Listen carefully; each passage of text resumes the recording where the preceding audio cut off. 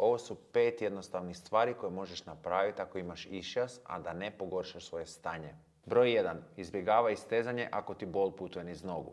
Kada bol ide niz nogu, to znači da živac već trpi pritisak, a istezanjem ga možeš još samo dodatno iziritirati. Upaljenom živcu ne treba napetost, nego mu treba prostor.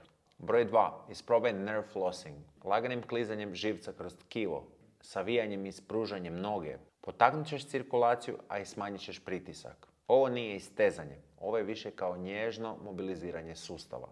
Broj 3. Nađi položaj rasterećenja. Najčešće je to kada legneš na pod i digneš noge pod pravi kut. U tom položaju gravitacija sama radi dekompresiju i rasterećuje živac u donjem dijelu leđa, najčešće u L5-S1 segmentu. Broj 4.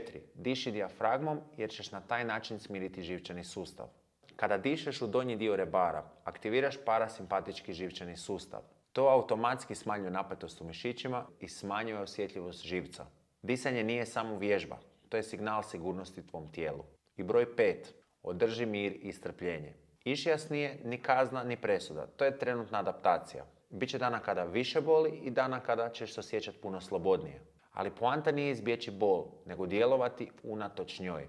Strpljenjem i pokretom loši dani će se polako zamijeniti sa onim boljima.